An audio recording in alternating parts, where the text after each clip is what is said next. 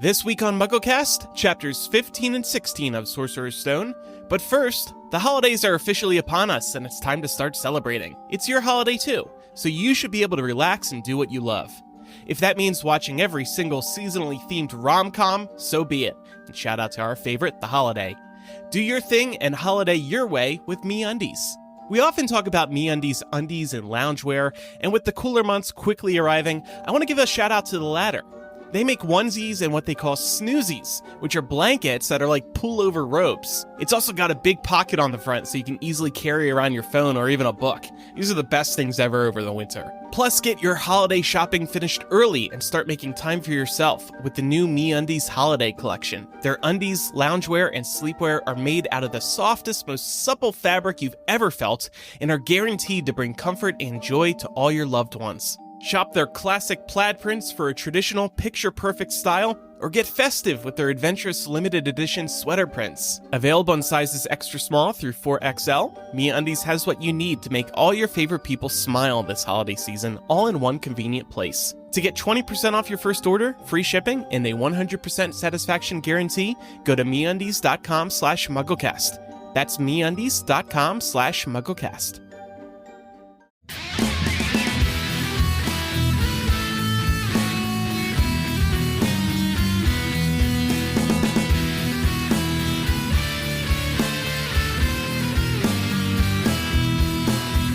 Welcome to MuggleCast, your weekly ride into the Wizarding World fandom. I'm Andrew. I'm Eric. I'm Micah. And I'm Laura. And we're joined by one of our Slug Club supporters on Patreon today, Michele. Hey, Michele, welcome to the show. Hi, thank you. It's great to have you, and it is your birthday. The timing worked out beautifully. We didn't know it was your birthday, so happy birthday. Thank you. And all your mini Harry Potter Funkos are behind you. Everyone's here to celebrate my birthday today. Aww, now I'm picturing them all going, happy birthday! Well, we're excited to do this with you on your birthday. You're probably our first listener who's been on the show on their birthday. And again, complete coincidence, so. I'm very happy to hear that. Excellent present from us, if I do say so myself. Yes, good job. Very good job. I'll tell my husband he's been bumped from the top. Like, this is way better. Just make sure your husband doesn't come for us. Oh, no, he won't. No. Well, Andrew, now this means we have to one-up this next year for Michele. Okay. Yes. So next year will be my 50th birthday. Oh. So, yes. Well, so we'll have you on and take you out to dinner. Oh, excellent. Before we get any further, though, let's get your fandom ID, Michele. Okay. My favorite book is Half-Blood Prince. Specifically, my favorite chapter is The Other Minister, which I heard you guys talking about a couple episodes ago, so that made me very happy. My favorite movie is Sorcerer's Stone. My Hogwarts house is Gryffindor. My Ilvermorny house is Horned Serpent, I guess. I just figured that out yesterday because I had to. My Patronus is a hummingbird. And you wanted to call out your favorite chapter because that's not just your favorite chapter in Half-Blood Prince, it's your favorite chapter in any book, right? In all of the books, yes. That chapter, it's so absurdly funny. It cracks me up every time. All I can picture is that Muggle Prime Minister sitting in his office with this little toady guy in a frame, kind of moving sometimes, and this crazy other minister from this other world that supposedly is messing up his world coming through the chimney. It's just so absurdly funny. It cracks me up every time. So before we get to our two chapters today, a little bit of news. First of all, everybody listening on Monday or Tuesday in the United States, make sure you go and vote. It's very important.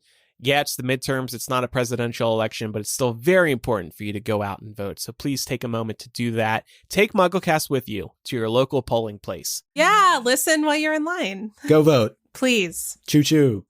Go to iwillvote.com to find your local polling place. Now to some Harry Potter news. Harry Potter's new, if I may borrow a word from John Oliver, business daddy, David Zaslav at Warner Brothers Discovery, wants more Harry Potter movies. He made these comments on an investor call a couple days ago. And while this isn't a surprise, his wording is interesting. And I'll read a quote. So this merger has just been completed and he's looking to the future. We've heard before there's been lots of cut projects from Warner Brothers. They're trying to save a lot of money now. And David said, we're going to focus on franchises. We haven't had a Superman movie in 13 years. We haven't done a Harry Potter in 15 years. The DC movies and the Harry Potter movies provided a lot of the profits for Warner Brothers over the past 25 years. So first of all, his math is wrong. It hasn't been 15 years since Harry Potter. It's only been like 11, I think. And if you count the Justice League and Batman versus Superman films as Superman films, that was only been 5 years, actually. So setting that aside. He's rounding up. Yeah. If I'm being generous, here I go being generous again. Maybe he meant to say, like, by the time we get another one of these movies out, it'll have been 15 years. It'll have been 13 years. But anyway, what's interesting about this comment is that he seems to be setting aside Fantastic Beasts, and he's specifically saying he wants more Harry Potter movies, which is pretty significant to hear from him. And the Hollywood Reporter also noted, and I'm quoting now, it's noteworthy that Zaslav dangled the possibility of more Potter at an investors meeting, with the venue, meaning the call, suggesting it was more than just wishful thinking. And what they mean is you don't just bring this up in front of investors unless you're very serious about it, because now the investors are expecting more Harry Potter. And if you don't give them more Harry Potter, they're going to punish you by getting rid of their stock. So it is a pretty big deal that he did say more Harry Potter movies. What do we think that means, though? I think it means what it sounds like. He wants more Harry Potter movies.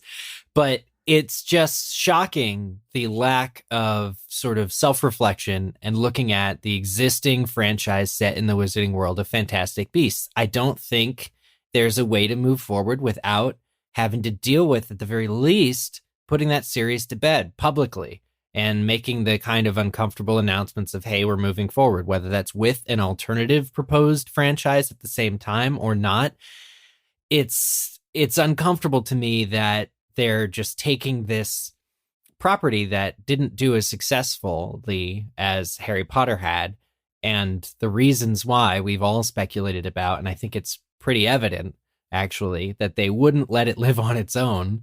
And he's just kind of discounting it, discrediting it, and is going to move back to, I guess, re-adapting the same books that made the first movies so popular? Well, that's my question. Yeah. I think the obvious choice is Cursed Child, but I wouldn't want to see that adapted as a movie, because then it lends more credence to that all being canon, and I don't want that being canon.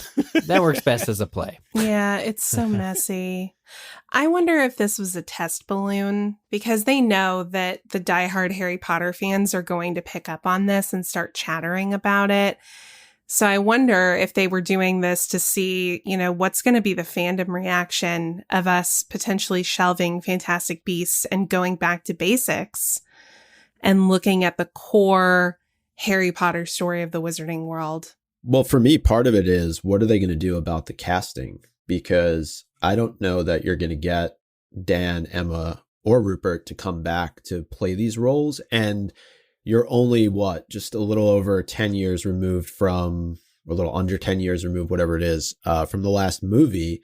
It hasn't been that long where you can really start to recast these roles. And that there was something very iconic and special about the Harry Potter films, in that, really the only change we got throughout was from Richard Harris to Michael Gambon, because unfortunately Richard Harris passed away. Now we're in a situation where, we've lost Alan Rickman, we've lost Robbie Coltrane, we've lost some iconic actors that were a part of this series, that if you were looking to kind of continue on with Harry's story, at least, Hagrid was still around. I'm just worried about how you build upon this, and whatever this new iteration is. Like, if you're going to go and continue Harry's story, it might be tough initially. I don't know how well it would work. The thing I think could work is, Fantastic Beasts story aside, Jude Law has been a fantastic Dumbledore. There could be opportunity to continue to tell Dumbledore's story up until the Harry Potter series. So maybe that's a direction they go in. Or just TV show reboot. Start from the beginning. I think that's acceptable, but he's talking about movies, it seems like. He says movie. Yeah, but if they do ever want to readapt the original books, it should be in television format, because that will have, that's the medium these days. That's the medium that's going to do the books the most justice. And if they're not caring about doing the books justice, then what are they doing here? Yeah. But a lot of these Marvel movies, right, the success has been the fact that they've been able to keep, for the most part, consistency with the actors and the characters. These actors went through how many years of filming, most of them? And are they really going to want to come back? Maybe some of them do, but are they really going to want to come back and do kind of these spin-off movies? I don't know. And I think it's hard right now to recast a lot of these roles because they were played by, in some cases, iconic actors and done so well, especially by the young child actors at the time. I don't see the trio coming back. They've at least Dan and Emma have worked very hard to kind of shed them. They're very proud of Harry Potter, of course, but they don't want themselves to be tightly associated with Harry Potter. They want to be something other than Harry Potter and Hermione Granger. So to go back to that would be kind of undoing what they've worked so hard to shed themselves of over the past 10 years. And they're still relatively young. So if they went back to Harry Potter, they'd have to spend another 20 years shedding the direct comparisons. I don't know the best word here, but right. I mean, how long, Eric, you might know this, but how long did it take for Mark Hamill and Carrie Fisher and Harrison Ford to come back to the Star Wars franchise? It was decades. It was like 30 years. Yeah, more or less. And there was a lot of money involved, but that was a long time. And Harrison Ford, for instance, like never stopped acting. You know, he had a lot of other projects that were all very interesting. The only way I can see this working is if they start adapting chapters of the book without Harry and the trio in it. So like the Other Minister movie would happen. I was just going to ask Michele about that. Michele, that'd be cool, right? Just like 30 minutes of the various contractors being summoned to Downing Street to try and get the frog guy off the wall. You can make it a comedy. It would be great. That's a box office smash. Send that to David Zaslav. Yeah, no, I think he's barking up the wrong tree right now. I think he's going to realize he can't just do a straight reboot. This guy has probably never read a Harry Potter book. I'd be surprised if he even saw the Harry Potter movies. He doesn't know what he's talking about. No, seriously. I mean, these execs don't. It was reported over the summer that he was going to go meet with J.K. Rowling, remember? Well, so could he be informed from that discussion? Is that why he's confident to say more Harry Potter movies because of whatever conversation he had? That's a good point. I'm hoping that, like you said, he probably has never read a Harry Potter book. So he probably sees Fantastic Beasts as one of those Harry Potter movies.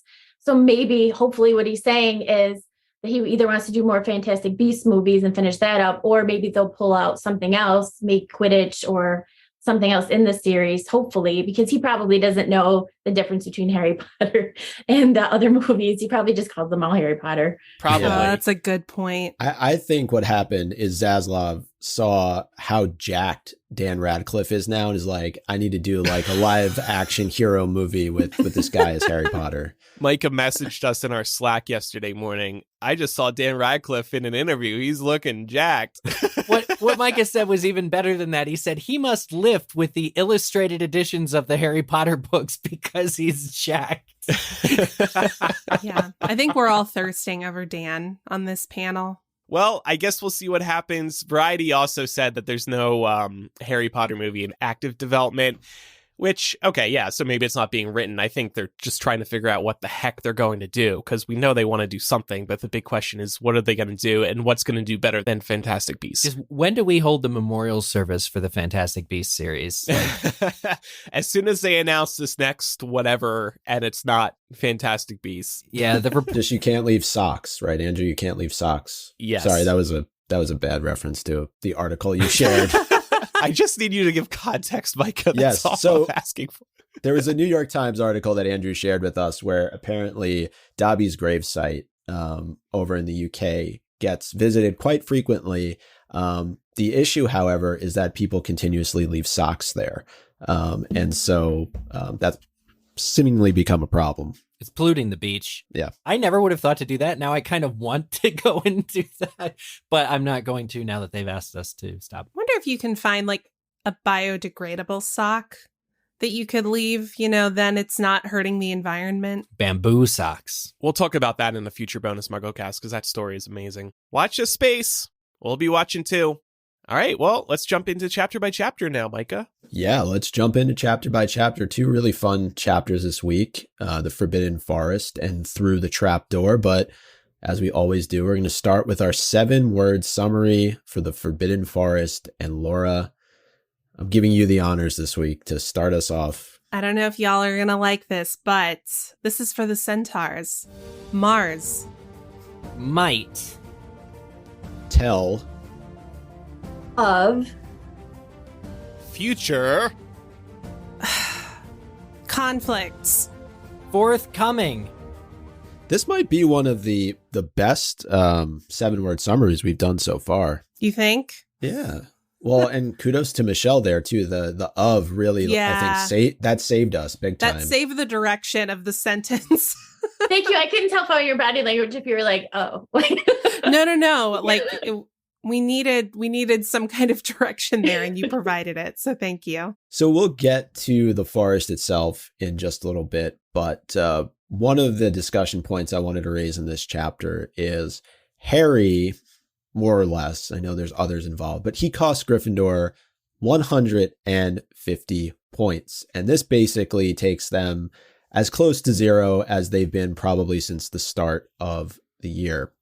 And I was wondering as I read through this chapter, did we ever have similar situations growing up where we did something that ended up either getting other people, whether they were friends or classmates, in trouble, or somehow negatively impacting other people? I was trying to remember back myself, and I'm sure that I did things where I was the one at fault, but other people suffered as a result of it. And you just feel terrible. And you see that impact on Harry really throughout the beginning part of this chapter. Yeah. Yeah.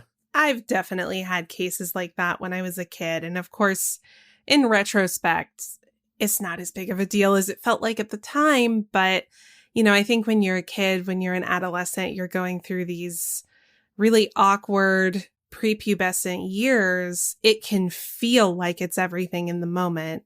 So that's the reality that Harry's experiencing here. I definitely inadvertently got me and a few of my friends in trouble at school one time because we were somewhere that we weren't supposed to be, and it was my idea. So I can relate. I know our class, maybe not me specifically, but our class was the last class to get to go to camp for a weekend because just the whole class was so not well behaved. It was a 5th grade kind of week away at camp type thing, field trip, I don't really remember too much of the details. But yeah, we didn't get to do that in the future. And that camp was a lot of fun. That was possibly the most fun I've had at a school-related event. And we can't have nice things because we were the graduating class of, well, I won't even say the year, but it was bad. It was bad. It definitely is a lesson in responsibility, though, right? Like your actions will directly and indirectly impact those around you. And I think McGonagall definitely shows through her teaching style here and how she is going to discipline her own students. We've seen it in a couple of the other chapters early on in Sorcerer's Stone, but I think this really hits home for us in terms of just how strict she can be. Yeah, I mean, he's a social pariah, and there are definitely connections to be made between this chapter and the one sort of following the Justin Finch-Fletchley incident in the next book, where all the Hufflepuffs turn on Harry. And this is his own people. This is the Gryffindors. And like, if the chapter weren't hurtling towards the end, after exams and getting us through the trapdoor, it probably would have made the connection earlier.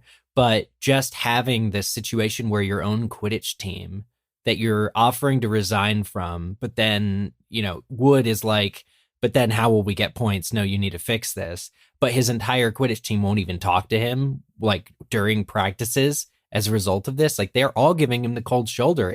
It's real intense. Definitely. And it's actually a bit reminiscent too of Goblet of Fire, where the whole school basically turns against him. Yeah. And doesn't like the fact that he's been selected over Cedric. But possibly, the one it impacts the most, at least for us from a reader standpoint, is Neville. Because Neville definitely feels so betrayed when McGonagall hypothesizes why they were all out and about and that Harry actually lied to Neville. So I was wondering what we all thought of this. And then do we think this sets him up to stand up to Harry, Ron, and Hermione a little bit later on in the next chapter? Absolutely. I mean, he was trying to help Harry, Ron, and Hermione in this chapter. And the narrative that he's given is that he's being punished for trying to help his friends, when in reality, they were, according to McGonagall, trying to throw another student under the bus, which causes Neville to get thrown under the bus as well. So yeah, I think he's ready to stand up to them, especially after being repeatedly told, usually by Ron, I think, throughout the book, that he's got to stand up for himself and he can't lay down and take it. So he's finally deciding to step up to the plate. The trio just didn't mean that they wanted him to stand up to them, but we'll get to that in a bit. And the whole thing, it's always a misunderstanding, right? It's always you get in trouble for something, but it's really not what you were actually doing. And then everybody misunderstands everything. That's what happened in the Goblet of Fire. And that's what happened here. So other than maybe Draco, who was out causing mischief, Neville's in trouble because he was trying to help. So he got misunderstood. And then Harry and the trio, they're trying to help Hagrid. 11-year-olds are trying to help get this dragon off to Romania, and they're all in trouble for something that was just a big misunderstanding. And I think that definitely helps Neville to go, hey, wait a second, I was doing something good here and I'm getting in trouble for it, and then gives them the strength to stand up to them later.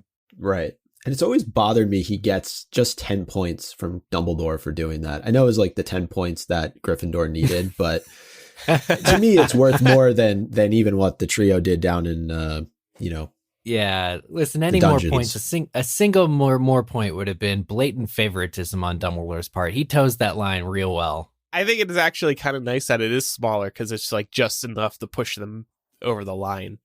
So I actually kind of think it has more impact that way, being smaller. I just want more points for Neville. Yeah, yeah, I get it. He deserves more. I get it. This did have me thinking, though, what if? Would it have been that bad to tell McGonagall the truth? Because it's not really their fault that they got into the Norbert situation. Hagrid was being a child. This is all Hagrid's fault. And if they just told McGonagall that, I think maybe she would have been still at least a little frustrated, but not as frustrated as she was. I think then McGonagall would have been likely to find out that they know about the stone earlier than she does. Because as you unravel this tale of, oh yeah, Hagrid went and was drinking with a stranger who gave him this dragon egg, and we were just trying to help him, illegally smuggle this dragon off the Hogwarts grounds. Like, one, it implicates Hagrid in a way that could potentially be dangerous for his employment. We know that he already, at this point in time, is still a pariah because of what it's believed that he did when he was at Hogwarts. But also, McGonagall's not stupid. And if Harry is able to connect the dots between, wait, this person showed up, randomly had this thing that you wanted, got you drunk, gave it to you. What did you tell him? There's no way McGonagall doesn't make that connection. So I think it would just speed up that particular part of the story, which I don't know if it's a bad thing necessarily. Yeah. That does raise an interesting question, though. Is Hagrid ever reprimanded for this? Because he really provides the opportunity for Quirrell to go after the stone. Right. It all worked out in the end, though. No worries. I think that's what it comes down to. Things got again? worse. No, this was a young, posh Dumbledore, yes. I don't That's know. That's Eric, just as an observer at Hogwarts. So it all worked out fine. That's it. It's Eric as a juror. I know, he doesn't need to be prosecuted. It all worked out fine. Yeah, retroactively punished. It's fine. I think that we really just have to follow McGonagall's line about there is no excuse. Nothing allows a student to be out of bed, especially because it's dangerous. So it would have done everything that Laura said in terms of, really drawing attention to Hagrid and some of the security errors that are happening right now.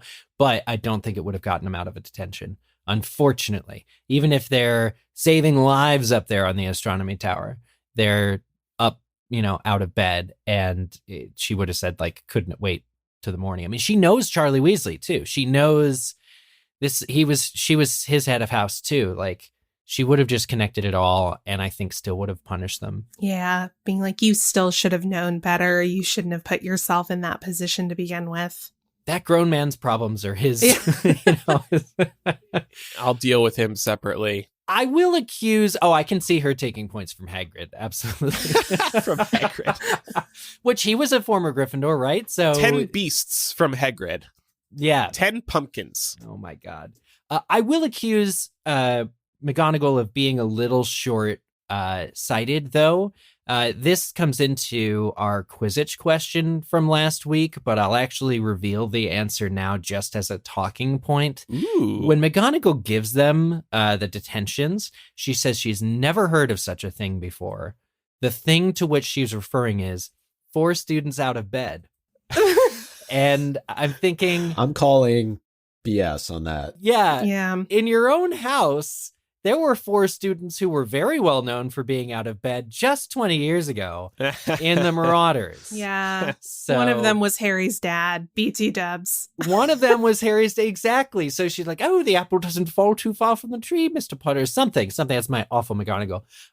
But really just a funny kind of point. She's saying, I've never heard of such a thing before, as kind of like to make them feel bad about it. It's not necessarily true. Yes. Students were out of bed all the time, but I think she does need to impress upon these impressionable first years the sheer danger that really does exist as a result of, I think, the stone being at the school. I agree with that. And I think in the moment when you're very frustrated, you just say... You make grand statements like that. I've never seen students out of bed. Just reading it, I did a double take though. You've never heard of 4 students out of bed. She's the one who in book 3 is like, oh, never seen anything like them, James and Sirius. To Andrew's point though, I think it's more to impress upon the students the severity of what they've done. I don't think she's really telling the truth here, that she's never seen 4 students out of bed before. Well, Eric, I might actually borrow your impersonation skills coming up here. So the second thing we want to talk about is detention that the students end up serving. And right off the bat, let's just say what it is. It is a security nightmare. Starting to sound like a security nightmare. Security nightmare. Filch references the old punishments as they're walking out to meet Hagrid. And I'm wondering, Eric, can you do a Filch impersonation for us here in your best David Bradley? Yeah, I do voices now. Okay, great. No, I actually do. I'm really happy with my David Bradley. Let me see if I can get into it. Hanging by your wrists from the ceiling for a few days now. God, I'll miss the screaming.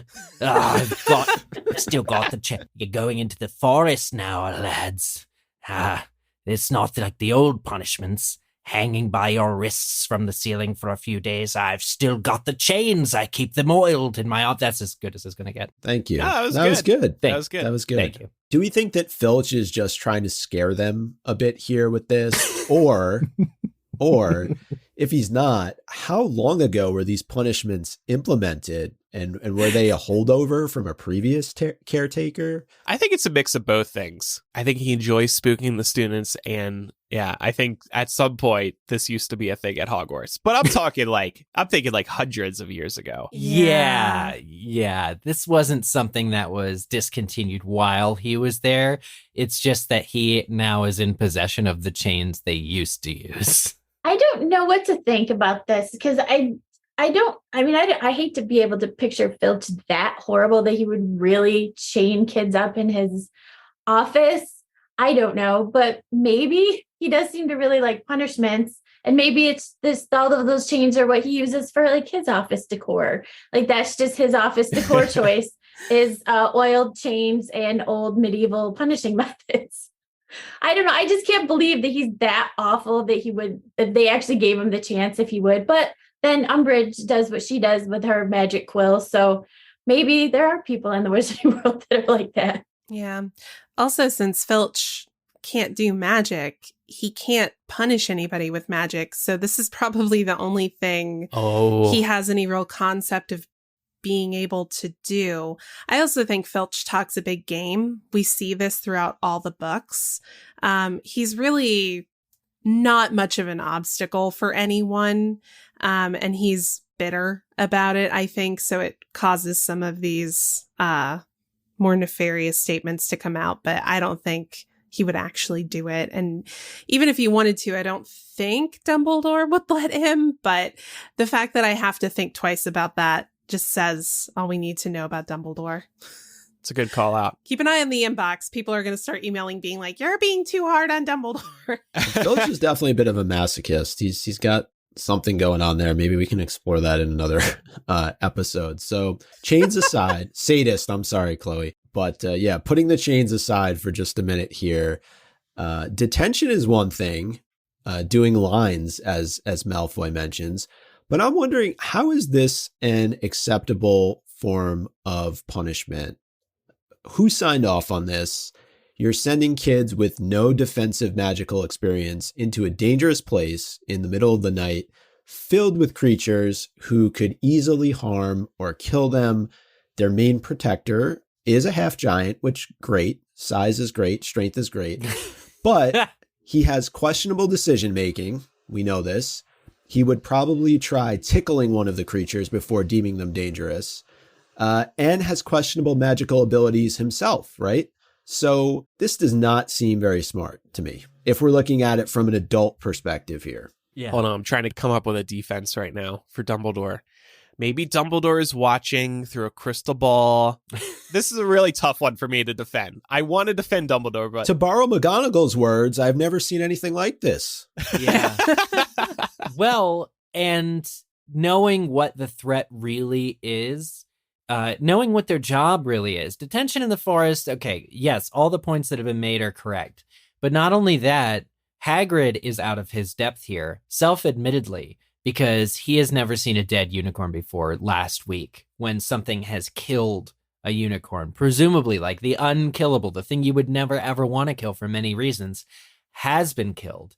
Like, this is not first-year students' jobs to come in with you. It's not even an adequate detention because it's so unsafe that, you know, if it were literally anything else, feeding the Thestrals, okay, unpleasant, but you're going to go in there. It's going to be relatively safe, low danger, apart from there being the forest itself. Like Hagrid says, if you're with me, nothing's going to hurt you. Well, that changes when you come up against something is killing unicorns in the forest, which doesn't regularly happen. So because Hagrid is out of his depth, this makes it even worse that he's choosing, or somebody has chosen to send them in here, because the only thing at the end of this, lane in the forest is Voldemort himself. And once it becomes very clear that this is Voldemort, who's after the stone or whatever, but he's just right in the forest, everyone should be on high alert. They should lock the school down like they do in Deathly Hallows, because Voldemort is clearly right there. Yeah, and that's what's a sticking point for me, because I'm like, okay, you've got the elixir of life stored in the school, and there's something in the forest killing unicorns. Why would you kill a unicorn? To live longer. I wonder who it is. Well, yeah, and surely Hagrid reported the first unicorn killed. Like, every teacher should be on high alert, and Dumbledore most of all. It's essentially to not lock up the school is a huge cover-up. It's basically like there's an active conspiracy happening right now at the school, even before Harry walks into the forest. And Mela brings up a good point in the Discord, saying, especially because they say at the beginning of the year that no one is allowed in the forest, and then they use it as a punishment. Maybe Dumbledore's thinking like, okay, the Centaurs will protect them if they get in like serious danger. Friends will come in clutch or something. I want to believe that Dumbledore doesn't think they'd actually be in danger in the forest. Well, and I know that doesn't sound... There's long been a theory, too, that Dumbledore is, in fact, in the forest, too. And perhaps even under the invisibility cloak, though we know he doesn't need it to turn invisible. He is in possession of it during this time. So, when they're talking about hearing, like, the rustling of the leaves with the footsteps, a lot of things that I've read have kind of thought that maybe that was Dumbledore at different times, as opposed to it being Voldemort, the entire time. Ooh, that's a fun theory. There's your defense of Dumbledore. Well, and yes, but here's the next Harry Potter movie for David Zaslav. It's Harry Potter again, but all from Dumbledore's perspective. And we actually see what he's been up to with Jude Law. Thank you very much. I just tied it all together. They can call it Midnight Lily's Son. Midnight Lilies. I love it. Midnight Sun, Twilight reference. Well done. But Hagrid does say there's nothing that lives in the forest that'll hurt you if you're with me or Fang. And this got me thinking, cursed child. We learn that the trolley lady actually keeps an eye on students and makes sure they don't try to leave the Hogwarts Express. Maybe... And the trolley lady turns into this like monster when they do. Maybe Fang has some superpowers like this. Maybe. Like if they're in actual danger, Fang grows a second or third head or grows 4 times larger, or I don't know, just like starts to fly or something. Maybe he's got superpowers we don't know about. Yeah, I mean, it's funny because he says that, and then when Malfoy says, well, I want Fang, he's like, yeah, but I warn you, he's a coward. And it's like, so wait, He does offer some protection. I do think it's interesting that he says, there's nothing in the forest that'll hurt you as long as you're with me. And then when Malfoy and Neville get in trouble, he's like, you guys wait here. I'm going to go help them. And he directly splits them up. Half of them are not with Hagrid at any time. Right. I actually love that Hogwarts is a security nightmare. I think that makes Hogwarts just much more fun. And I love that the kids all get to go out and do these great adventures and have opportunities to get in trouble and use their magic. And also, Hogwarts has the ability to take care of a higher level of problems. Like you've got Madame Pomfrey, who won't say a word if Ron comes in with obviously being bitten by a dragon. She's just like, yeah, I'll take care of that. Yeah, I'll fix it. I mean, they have the ability to fix anything that goes wrong that goes along with Hogwarts being a security nightmare. And I don't think that poor Hagrid, I don't think he really thought anybody was going to get hurt as long as they were in there with him. But I have a hard time kind of wrapping my head around but there's something new in the forest. And I don't know what it is, but I'm sure it's going to be fine. Yeah. I'm so glad you said that, Michele. Michele is a parent, and she says, I like that my student is going to be in trouble, concerning situations. I just feel like I was watching you as a witch, Michele, talk about why you don't mind Hogwarts being a security nightmare. That was a powerful moment. I'll tell you what, I'm in schools a lot, and none of those schools are super safe. I mean, they're trying, they're doing their best, but they're not super safe. Okay, I'm not going to take my children they're not super safe. The security everywhere seems good, but it's not great. So yeah, just the idea that we have that everybody's safe all the time we're not, and you never know what's going to happen. Well, that's true. That's true. Yeah. Safety is an illusion. It's like the TSA at the airport. It's an illusion. It's a show. Yeah, if they have different rules between going through the x-rays, whether you do or don't take your shoes off for different people, I don't care if you paid for TSA pre-check, which I have, by the way, now, and it's great. But the differing rules means it's not a blanket, like, solid state of security for everybody. And so it's only as secure as the weakest link. And I wonder, too, I've never been in a residential school. Like, I've never gone to a residential school, like a boarding school in England, but they must have some free reign on the campus. And even if they're told, don't go to this one spot, they're going to go to this one spot. Of course. So at least they had Hagrid with them this time and Centaurs to protect them. That's true. I actually think, Michele, you bring up a great point. I think it's easy for us as Muggles, as outsiders to this world, to look at this magical school and highlight all of the security nightmares. And I think most of the time we're doing it in jest, but it is really important to remember that Harry Potter as a series is very grounded. There are a lot of parallels to the real world. So this could even be a commentary on the safety of Muggle schools, because to your point, Michele, a lot of that safety is an illusion. Really, really great points for sure. Yeah. Anything else we want to hit on in terms of them splitting up? I think we all agree that it's probably not the best decision for 2 students to be going off with a dog. And then, initially Harry and Hermione are at least protected with Hagrid being around. But as was mentioned, Hagrid runs off to try and deal with Neville and Draco, who played a trick on Neville.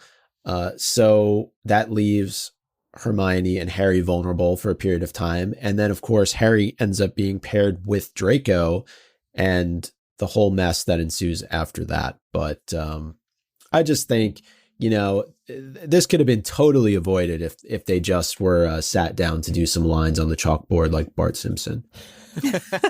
But then they never would have met centaurs and seen a unicorn. That's true. Yes. And we would have never met centaurs. That actually leads nicely into centaurs. Maybe we should talk about them now. Yeah, let's talk a little bit about them. And Hagrid seems to have a really great relationship, at least with some of them. I really enjoyed this section, reading it back after, knowing the complete Harry Potter story, because it's clear that they're convinced that Voldemort is going to kill Harry through their own prophecy. But you also wonder if they know about the Trelawney prophecy. I suppose they do, but they're pretty confident in their own star reading. Yeah. And it also got me thinking about how if they're talking about this prediction in the very forest where Harry will later go to die. Wow. In Deathly Hallows. That's a beautiful connecting the threads moment. I love that. Thank you for that. You're that's welcome. cool. I did read that on the internet. I didn't come up with that myself, but it is beautiful nonetheless. That so explains Bane and Ronan's behavior in this chapter in a way I didn't think had an explanation. Like the stars tell them, Mars being the god of war, by the way. Yeah. The planet being bright means war coming. Voldemort's going to kill Harry in this forest. Well, he does kill Harry in this forest. And they're not going to interfere because they know that Harry is about to die, but they think it's tonight and it's not. And Firenze is like, look, my fellows are wrong. They've been reading the stars wrong before. Thank God for Firenze, but it's really cool to think that Centaurs are wrong, but they're not very wrong. Yeah. Mars is bright tonight, man. Mars is bright tonight. Mars, man. That's how I read that line too. I was like, I wonder what they're doing out there in the forest. But anyway, I think it's also really interesting because this, and then also a line that we get from Hermione a little bit later, kind of sets up the conflict between centaurs and wizards in their views on divination. And I thought it was interesting to see that the centaurs, I feel like, are looking at things on a macro level. So when you're thinking of being foretold all the events that are to come in the scope of the universe, when you think about it at that cosmic level, the death of, one person probably does seem really minimal, to be honest. And they're probably thinking, listen, in the grand scheme of the world and everything that is to come, this one person dying, like that is just the universe foretelling what is to come. And there's nothing that we can do about it. We can't interfere with it because it's not our job to change destiny. Whereas people, I think, are very much the opposite. We love interfering and we love trying to change outcomes and destinies and things like that. So it's just interesting to see how wizards, I think, are looking at, divination and fortune telling, if you want to call it that, on more of the micro level of what can we do to impact the here and now. And the centaurs are very much like, it's the cosmos, man. It's bigger than anything we could ever envision or try to understand. So we can see what's going to happen, but we just have no, semblance of control over it, and we shouldn't try. Right. And to that point, like, as a human, like, my perspective was when I read that always the innocent are the first victims, I was kind of looking at it on that micro level and saying, oh, Cedric, right? He's really the first of the innocent that we see. But actually, Laura, you made a really great point here. There's a lot of innocents who, could be considered the first here that really like set off the chain reactions that we see develop into the larger story. Yeah. So, I mean, if you think back to the beginning of, Harry's story, it's Lily and James, it's Sirius, who I think you could argue he's a victim in a couple of ways. Of course, he does die in the books, but he also is falsely imprisoned for 13 years in Azkaban. Then you have the unicorns. You have Ginny, who, although she does not die, she is a victim. You have Buckbeak, then you have Cedric, and the list goes on. And I just tend to think that the Centaurs are aware of all of this in the grand scheme, and that's why they're able to be a little more blasé about individual people, because they're like, listen, y'all, a lot of people are going to die. It's just the reality of it. So they're not as focused on the individual, which makes sense when you consider how their perspectives differ from wizards. Yeah. And what I really like about meeting all these centaurs is, there's a clear difference between all three of them. Like when we meet Ronan, he shakes Hagrid's hand, so he seems like more of the diplomatic middle ground. Bane is definitely the tougher of the three, and then Firenze is like the nice one, who even gets reprimanded for letting Harry ride on his back like a common mule, I think it's referred to as. So yeah. It's clear that, even amongst the centaurs, there's sort of this difference of opinion that exists. So I definitely wanted to mention that. And then I think, Laura, you referenced Hermione earlier. She definitely sets up her dislike of divination. She says, "Who says the centaurs are right? It sounds like fortune telling to me." And Professor McGonagall says that's a very imprecise branch of magic. So we already have Hermione being anti-divination before she even steps foot in a classroom. And McGonagall being anti-Trelawney, I would argue. Yeah. As well. Yeah. Yep. Mm-hmm. Yeah, because we see McGonagall later in book 3 pretty openly question the validity of some of the divination claims that are coming out of that class. Yeah, because don't they go to transfiguration class after the first or first divination, and McGonagall's like, so which one are you will be dying today? Right. So just to wrap up this chapter, I had one more odd and end. It was Harry overhearing Quirrell arguing with Voldemort. So essentially he was arguing with himself, and then Harry said he would have gambled 12 we need something for 12. Hello. Sorcerer Stones that Snape had been the one arguing with Quirrell.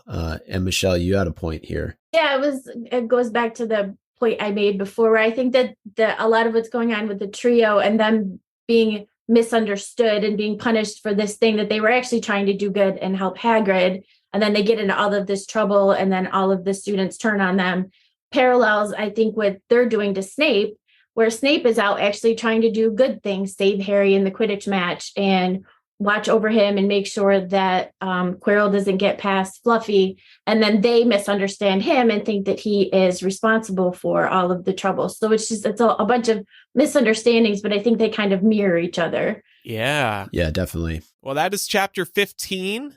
And we're about to discuss chapter 16, a chapter that shows off the skills of both the professors and our beloved trio. If you want to make sure you're intellectually prepared to beat a 7-part security system, may we recommend Masterclass. With Masterclass, you can learn from the world's best minds anytime, anywhere, and at your own pace. We're booking movie nerds here on the show, and I know many of you are as well. For all of you who aspire to be a better writer or filmmaker, let Aaron Sorkin teach you how to write a screenplay, or let N.K. Jemisin teach you how to write fantasy and science fiction. Or learn from R.L. Stein about how to write for young audiences. Or let Helen Mirren teach you acting.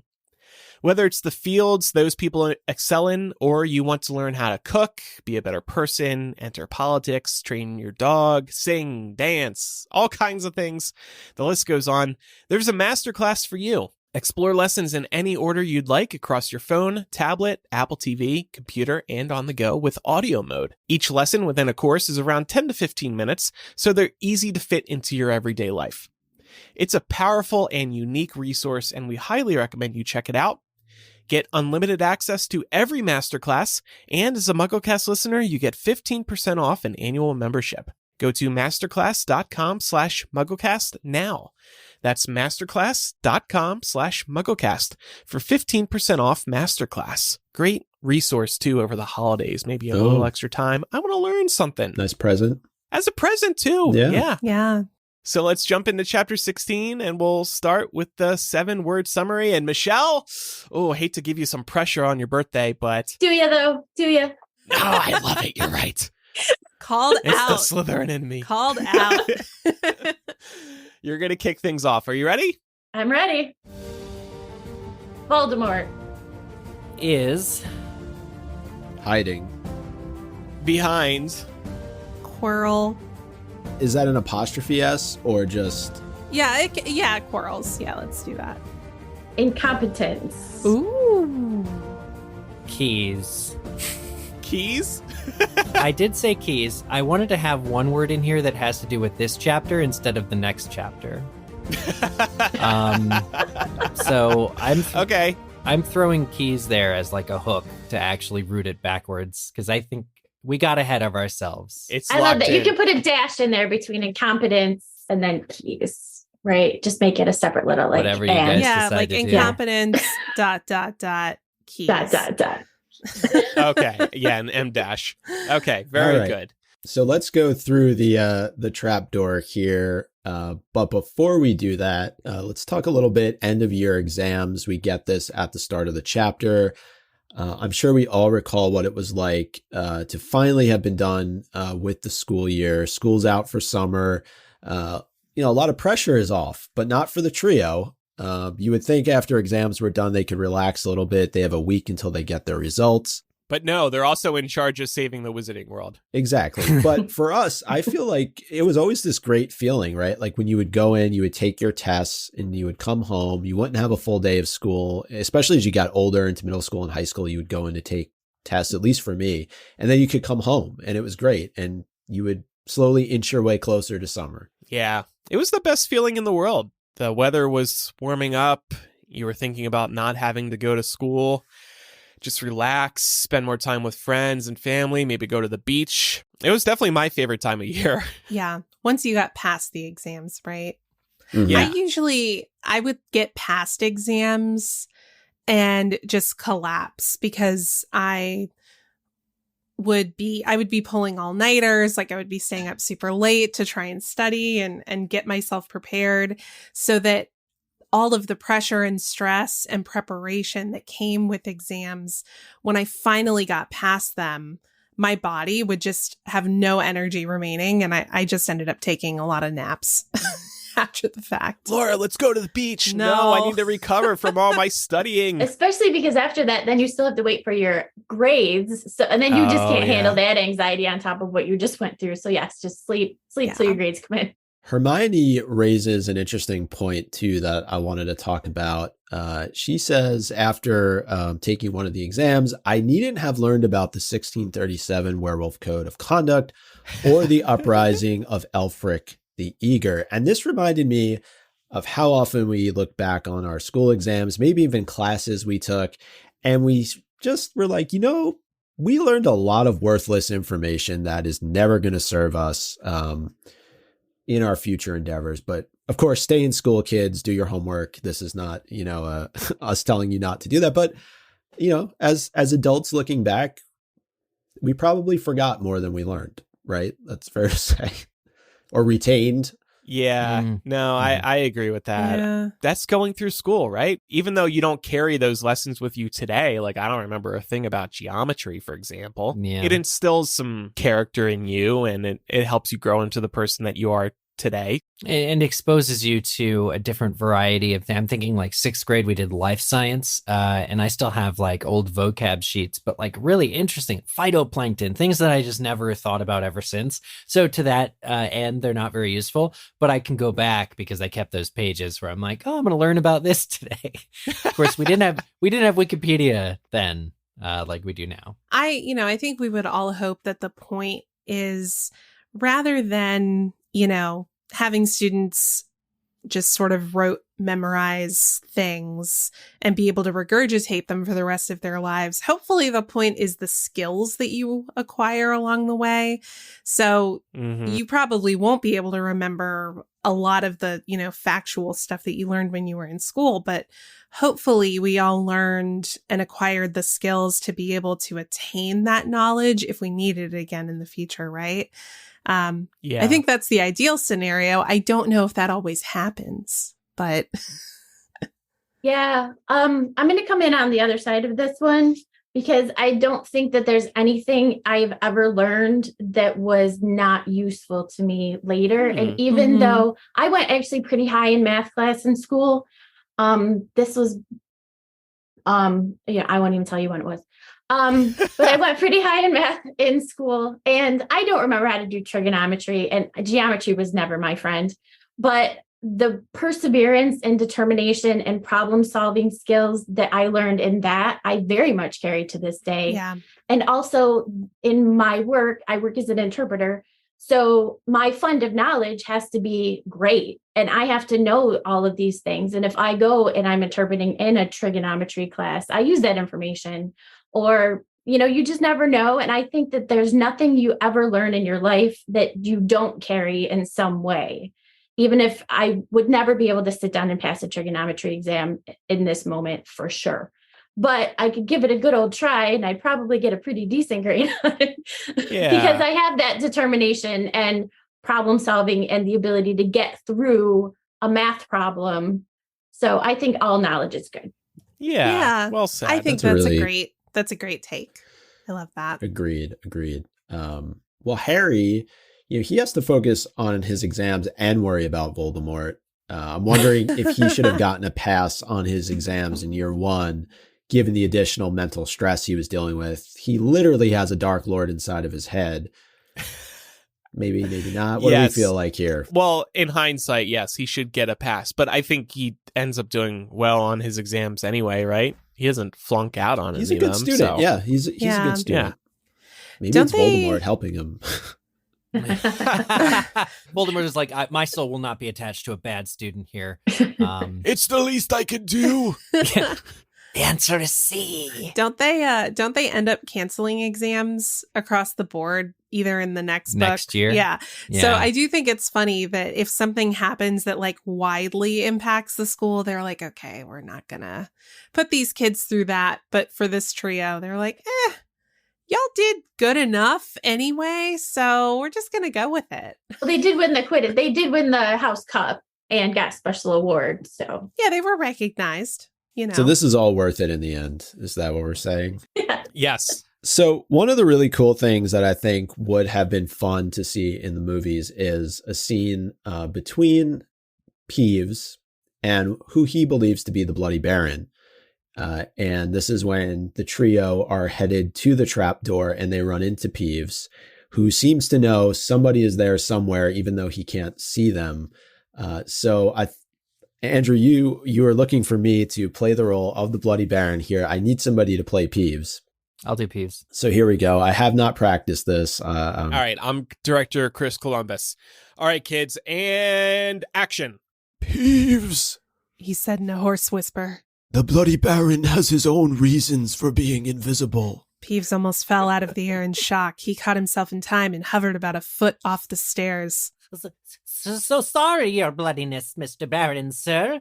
He said greasily. My mistake.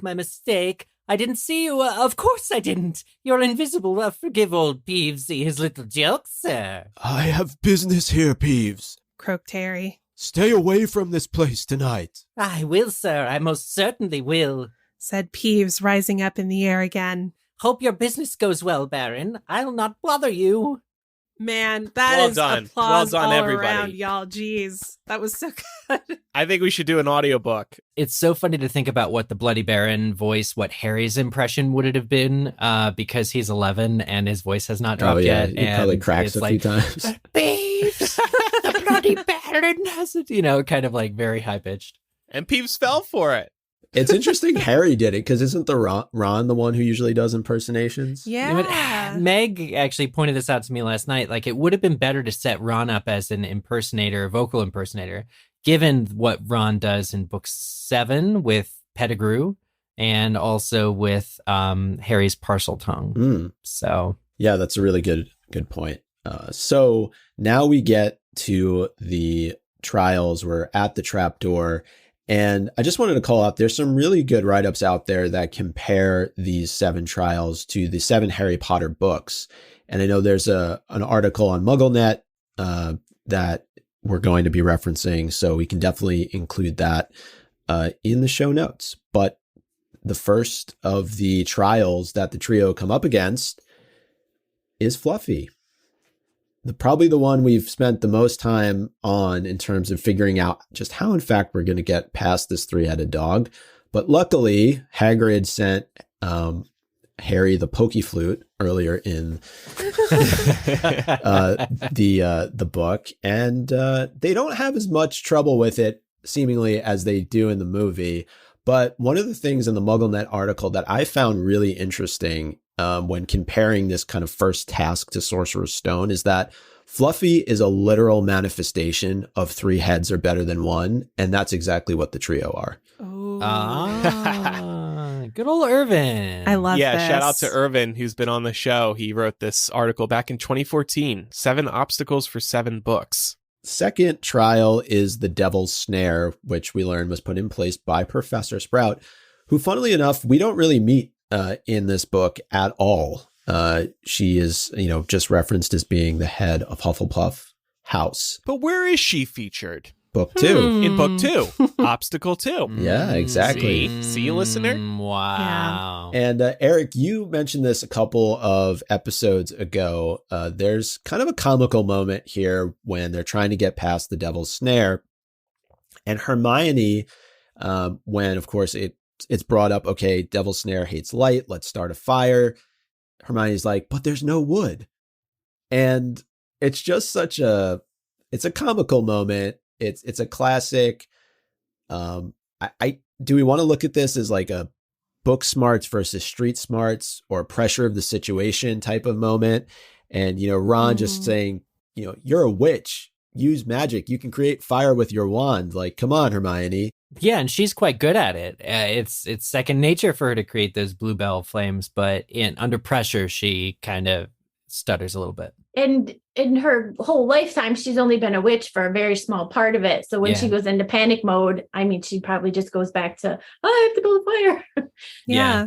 Yeah. Well, and we see this with the troll, right? We talked about this in the Halloween chapter too. She's so new to this that when the fight or flight instinct takes grip, she's not quite ready to react with all of this knowledge that she's acquired. She gets there, but she's not there yet.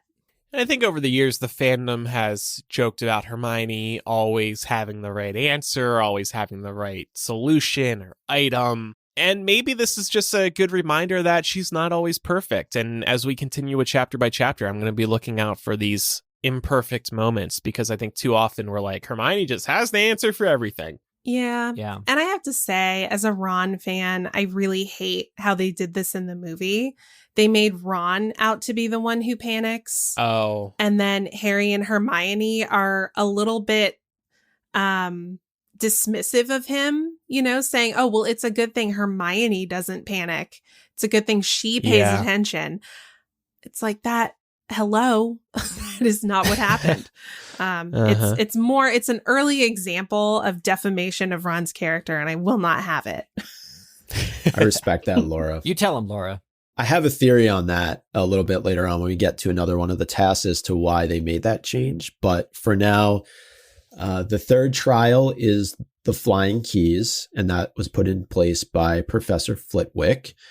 And Eric, you have a good point here about, this one, it really just tests Harry's flying skills, and I would say, I guess, the ability to, really hone in, much like he does with the snitch, to find the key that has been previously captured. But I agree with your point about the movie here.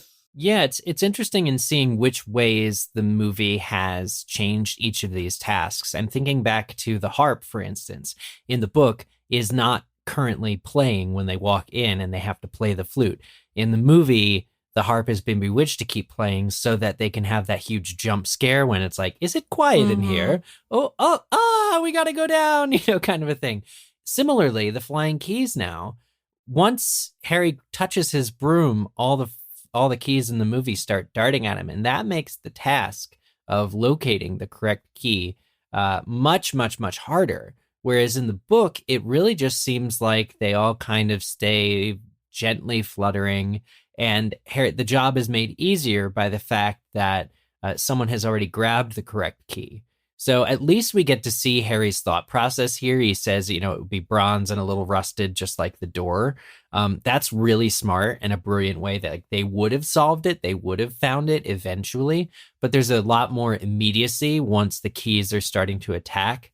And I think of like charms, for instance, like Hermione's paper birds, really just being a clever way of showcasing that style of magic. So I do like the movism where it's a lot more pressure and it shows like Harry's, again, like Quidditch abilities, to have the keys be more of an active role in this challenge. Something that occurred to me here with this one, as we were thinking about how we compare each of these tasks to the books, Fluffy is obviously the introduction. We spend the most time on Fluffy because it's the first task that the trio is aware of. Very clear representation of book one. Sprout creating the second challenge. There's a clear connection to book two. And in thinking about how could this connect to book three, the only thing that really jumped out at me was the keys and the fact that Sirius has been a prisoner up until book three. And the key to me is representative of him getting out of Azkaban. Ooh. Also, he gets a new broomstick. Yeah. That he does. He does. Mm-hmm. Irvin also, he has some really interesting thoughts here too. He said, much like the key in this to get into the next room is hiding in plain sight. Peter Pettigrew is the key to Prisoner of Azkaban, and he has been hiding in plain sight the entire time. Oh, I like that so much better. We're going to go with Irvin's thought. No, I like yours. I think it's all good. I think yeah. it's all good. Mm-hmm. It's all good. There's also the mention of how Harry is really the one to do this trial on his own, and so much of Prisoner of Azkaban is Harry, learning defense against the dark arts and defeating the Dementors by himself. He obviously has some assistance, but ultimately it's up to him at the end of the day. And charms, right? The Fidelius charm is really the central part of Prisoner of Azkaban. Moving on to trial 4, Wizard's Chess. McGonagall put this one into place. And I wanted to bring back a popular theory here that came from this trial. It never really came to fruition, but it was out there for a long time that Ron was going to sacrifice himself for Harry later on in the series because, in fact, he sacrifices himself in this chess match. I like that theory. It is worth noting that Rowling later said she thought about killing Ron, but it was after she wrote this. So we can't really connect those pieces there. But I still do like the theory that it was foreshadowing his death. Yeah. I think something that we can connect, though, is if we're thinking about this as a representation of what was to come in Goblet of Fire, Harry and Ron do have a falling out in that book. And there's a significant portion of it where we don't see much of Ron because he and Harry aren't talking. It's obviously very different context from Ron sacrificing himself and being knocked out, but that device does allow for Ron to be sidelined at this point in the tasks they're doing. So maybe that's a little connecting the threads we can do. It would obviously be a lot stronger if the author had decided to kill Ron, but she can't have planned every little thing out from this early in the series. So I think we can forgive that. And Goblet of Fire is just one big chess game. If we think about it, with everything that goes on with the different Triwizard tasks, and obviously there's a lot happening behind the scenes as well. So definitely a nice comparison there. Trial 5 is the Troll. So we don't see this in the films. This doesn't come up. Maybe it would have been a little bit too repetitive to have a troll again for Harry and Hermione to defeat. And expensive, and the pacing. But this is interesting in the sense that this is the only trial that doesn't really reset itself. The troll is knocked out. Yeah. I was thinking it's the only one with a real life creature in it that needs to be defeated. So for that reason, it's not going to reset itself. I mean, I think all of these defenses were really set up just for one attempted theft in one evening. Right. Like maybe they do reset, but it's like after a couple of days. I don't think anybody was suspecting that two separate parties on the same night would be trying to breach the stone. And from a writer perspective, do you really need to make these kids fight a troll again? No. That just seems redundant. They already did it. And in a way, it's almost symbolic of their earlier battle with the troll. Mm-hmm. Yeah. So I was wondering, does that then give a little bit of a hat tip that Quirrell is the one who is ultimately who they're going to encounter down the line? Maybe, maybe not. But in terms of comparing it to Order of the Phoenix, we know Defense Against the Dark Arts is such a core component of that book, especially with Umbridge.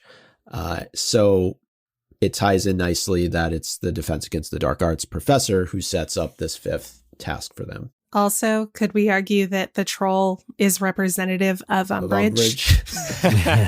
Perhaps, yeah. We don't find out that he has special abilities with trolls until after this part. I don't think so. No. Yeah, so I don't know that I would have thought that that was a hat tip to. So I don't think we find that out till after.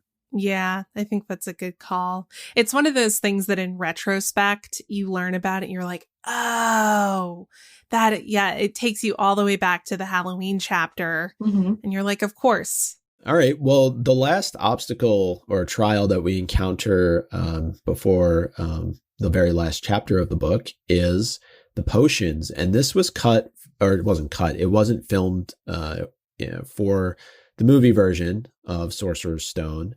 And I'm wondering why we think this was left out, because to me, this one really shows Hermione's ability to shine through. And I think given that this wasn't included, Laura, maybe that's why she is the one to kind of take over the Devil's Snare task in the movie as opposed to Ron, because otherwise she doesn't really have a moment in any of these, if you think about it, in the movie. Yeah, no, that's true.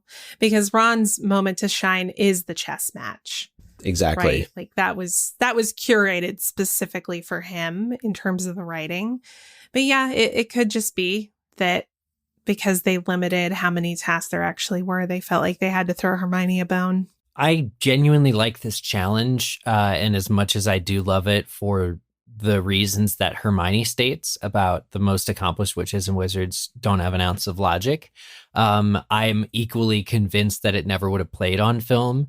It's really hard. It would basically be like watching Hermione do the grid system of solving a logic puzzle where she's like, let me get a parchment out, and quill and check things off. It's just like dead air. You just would never be able to, it's happening in her head. It just, there's no way that it would translate well to film. So it makes sense that they would cut it. And also, they just leave Ron behind. Hermione's like, is he? And Harry's just, he's going to be okay. He's going to be okay. And then they go into this room. This way, Hermione gets to have her speech about herself and Harry, it's going to be you and books and cleverness, all this while she's cradling Ron's unconscious corpse and then is able to, kind of get back with him anyway. I guess they just rightly assumed that it was very neat and tidy to just have Hermione not actually leave Ron unconscious a few chambers back. So I can see why the change was made. Yeah. I can see why they left it out for time, and it's probably not the most exciting. Although I think that the flames coming up on each door could have been really exciting, and just watching them drink the potion and not knowing if she got it right for just a second could be. But I don't know. This is the one that I wish that they had put in the movie. I don't know why, but I think it was fun. I picture it being very colorful.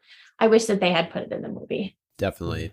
It certainly speaks to Snape's importance too. And, if we're aligning these with the books, Half-Blood Prince is all about Snape. So the sixth trial here being Snape's trial, I don't think is any coincidence. And certainly Hermione's ability to solve a riddle, because the whole idea of who the Half-Blood Prince is one big riddle in a sense. I guess you could, I don't know. We can make comparisons to Tom Riddle here too, I'm sure, but. Well, plus Harry should take note of this handwriting. I know Hermione is the one that's actually reading the riddle. That's a really good point. Mm-hmm. Harry would notice this handwriting if he spent any time on this puzzle. And what I love about this too, Micah, you brought up the excellent point that the identity of the Half-Blood Prince is a big riddle. Who in book 6 came the closest to identifying the identity of the Half-Blood Prince? It was Hermione. And Harry dismissed her. So it's just an interesting parallel that we can draw between the books. I kind of like you, Michele. I wish they had found a way to make this work in the movie. I agree the way it's written isn't probably cinematic enough for a climax of a movie. So I think they probably would have had to change it a fair bit to make it work. But I do think they could have made it work. But I get it. It was already a very long movie and they were trying to limit those scenes feeling repetitive, I think, and sort of get to the final challenge, which we know comes in the next chapter. The real question is, do these flasks refill themselves or did Quirrell just take a sip?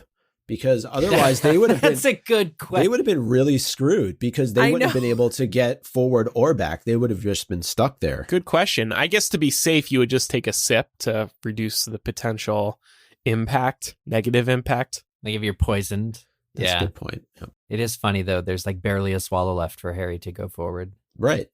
Yeah. I always wondered that too. If he just took a sip and then all the rest of them are like this much, like a lot of liquid and then the one. And then I thought, well, couldn't they have just walked in and seen like this one only has half the liquid? It must be this one. They didn't have to go through all of that. Or it's not and he died. Snape would have been smart enough to allow them to refill because otherwise, you walk in and there's 2 empty flasks and you're not getting out of that chamber anytime soon. I wonder how Dumbledore does it. Dumbledore just like walks through the fire himself. Yeah. Lets them right through. I also wondered, this would have been really sinister if Quirrell like moved around the flasks so that whoever followed him ended up taking the wrong one. Oh, that would have been so smart. Wow. Cool. Well, that wraps up. It doesn't wrap up. It wraps up the trials because we don't get to the last one, which is the Mirror of Erised, until the next chapter, which is the last chapter of Sorcerer's Stone. And then one final thing here, Michele, you had a quote. Yes, the quote from Hermione at the end where she says, books and cleverness, there's more important things, bravery and something else. I don't know. From the first time I read that bothered me because it doesn't seem to fit in with the rest of the book, where the book shines a light on everybody's strengths. And here is Hermione saying, oh, my strengths are nothing. Your strengths are better. And I thought, I don't know, that bothers me every time I read it. I don't know why J.K. Rowling had her downplaying her strengths. Because in actuality, if it hadn't been for all of their strengths, they would have never gotten through it all. That's true. Yeah, that's fair. I think she's just trying to kind of appease Harry. Psych him up. Yeah. Probably. Right. Yeah. But I mean, to your point, Michele, I think, and we've talked about this on the show before, girls and women are often conditioned to downplay their talents and the importance of what they offer.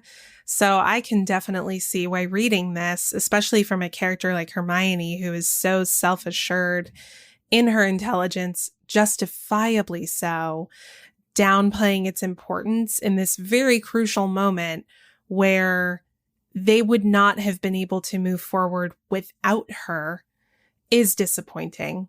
I can totally see that. It just makes me cringe every time. Yeah. Well, before we get to MVP of the week, this show is sponsored by BetterHelp. Later in the series, Harry is lucky to come into possession of the Marauder's map, which helps guide him around the school and avoid obstacles and certain people. Unfortunately for us Muggles, life doesn't come with a helpful map like that or another cool user manual. So when life's not working for you, it's normal to feel stuck. Navigating any of life's challenges can make you feel unsure, whether it's a career change, a new relationship, managing work-life balance, or becoming a parent. Therapists are trained to help you figure out the cause of the challenges and learn how to move past them. Therapy helps you get out of your head and gets you thinking in different ways, which is enormously helpful. Often we just think in circles, but when we hear from an outside voice, we can see a clearer path forward. As the world's largest therapy service, BetterHelp has matched 3 million people with professionally licensed and vetted therapists, available 100% online. Plus, it's affordable. Just fill out a brief questionnaire to match with the therapist. If things aren't clicking, you can easily switch to a new therapist anytime. It couldn't be simpler. No waiting rooms, no traffic, no endless searching for the right therapist. Learn more and save 10% off your first month at betterhelp.com/MuggleCast. That's BetterHelp, HELP.com/MuggleCast. Time for MVP of the week. I want to give it to Ron for sacrificing himself in order to get Harry and Hermione to the next step. And it was stoned to his head. Oh my gosh, that must have been brutal. I'm going to give it to Harry as the Bloody Baron, just because I had to do his voice. No, but in all seriousness, if not for Harry's ability as the Bloody Baron to impersonate him, Peeves would have probably called Filch and half the school to show up, and they never would have gone through the trapdoor. So MVP to the Bloody Baron, aka Harry. It's quick thinking on his part. I'm going to give mine to Centaurs in their first introduction. Look, they're fun. They're enigmatic. Ronan, Bane, Firenze. Love it. And specifically to Firenze for just his practicality. He bucks tradition. And I'm so glad that they're in this book, but also that they come back in such a huge way later. I got to give it to Hermione. Harry would have been stuck in Snape's potions chamber forever if it weren't for her. And they would have just been stuck waiting. Harry would have been stuck waiting until, Quirrell Mort came back through with the stone. So got to give it to Hermione. He wouldn't have been able to do it without her. And I'm going to give it to Neville. I love Neville in these few chapters. I think that it shows a lot of his character. I think it shows a lot of integrity. I think it shows him as a great friend. I shows him as being very brave. I love how they portray Neville in these few chapters. We also do MVC, most valuable chapter here, though we haven't been doing it too often in chapter by chapter so far. And I was kind of hoping Michele was going to be like, I'm going to give the most valuable chapter to the other minister. Yeah, it's 5 books from now, but I just love it that much. I thought about it. I don't care about the rules, y'all. Give us the other minister movie, please. Yes. Although I did like the point that your other guest made about it being kind of nice that they didn't put it in the movie, so it's still the way it is in the book for us. I thought that was a great point. Yeah, Andy, I think that was who brought that up. Mm-hmm. So next week on MuggleCast, the final chapter, Sorcerer's Stone. And we'll just focus on that chapter, and then we'll kind of wrap up our analysis of the book. And then a couple of weeks later, we'll move on to Chamber of Secrets. So, wow, it's gone by fast. Wow, I know. If anybody has any feedback about today's episode or wants to submit any feedback about next week's chapter, pen an owl and send it to mugglecast@gmail.com or use the contact form on mugglecast.com. You can also send a voice message. Just record it using the voice memo app on your phone and then email us that file. Or you can use our phone number, which is 1-920-3-MUGGLE. That's 1-920-368-4453. And now it's time for Quizzage. Last week's question, when McGonagall gives detentions to the trio and Neville in Book 1, she says she's never heard of such a thing before. What is the thing to which she is referring? Correct answer is, of course, 4 students out of bed in one night. We talked about that earlier. Hello, Marauders. And correct answers were submitted by people including Boobatuberpuss, Buff Daddy, David's podcasting voice, Elizabeth K, 50 points each, Hermione plus T equals happiness, Mad-Eye is a Hufflepuff, Mage of Melbourne Avenue, Moody's Pegleg, Ravenclaw Smarty Pants, Sirius Black Lives Matter, The Medallion Thinks That's Stupid, and the Wild Witch of Yorkshire, also your local Irish leprechaun. One incorrect answer was submitted by Whiskey de Goat, who suggested that McGonagall had never seen anything like Micah's smexy voice before. And that wasn't me. I didn't send that in. Thank you for the clarification. It's probably correct. It just, there's nothing in the text to support it. Right. I'd give it half points. Okay. All right. And I wonder how Whiskey will feel after my Bloody Baron impression. I don't know. So here is next week's question. What does Voldemort tell Harry that he will do once he has the elixir of life? Submit your answer to us on the MuggleCast website, mugglecast.com/Quizzitch, or click on Quizzitch from the main nav. Apple Podcast users, for just $2.99 a month, you can now receive ad-free MuggleCast and early access to each new episode of the show right within the Apple Podcasts app. Just tap into MuggleCast and you'll see that subscribe button. If you're a patron, you already get these benefits, but maybe you don't want to support us through Patreon, you just want to do it through Apple Podcasts. There's your solution. So check that out. We really appreciate that support, patron support, just listening, using our advertisers. Everything helps. So thanks, everybody. And speaking of supporting us, we'd appreciate a review within your podcast app if they have a review option there. And don't forget to follow us on social media. We're MuggleCast on Instagram, Facebook, Twitter, while it still exists, and TikTok. Love the shade. Michele, thanks for joining us today. Thank you for having me. Happy birthday. Yeah, you were great. It was Thank you. Great having you on. And thank you again for joining us on your birthday. Thank you for making my birthday so special. Aw, the day is still young, so you got plenty of time to celebrate with the fam still. And so am I. Yeah. There you go. Indeed. And I just simply still love that you're like, I like that Hogwarts is a security nightmare for the kids. That means a lot coming from a parent. That really does. Honestly, I feel like we need to have a In Defense of Hogwarts episode now, and we need to have Michele on. Oh, yeah, I have a lot to say about that. Sure. We're going to add you to the security nightmare sound effect, being like, I actually like it. I'm screaming security nightmare. And Michelle's like, I actually like it. Oh my God. Just send me the papers to sign and I'll sign it. Thanks for your support on Patreon. We do appreciate your support very much. Thanks, everybody, for listening to today's episode. I'm Andrew. I'm Eric. I'm Micah.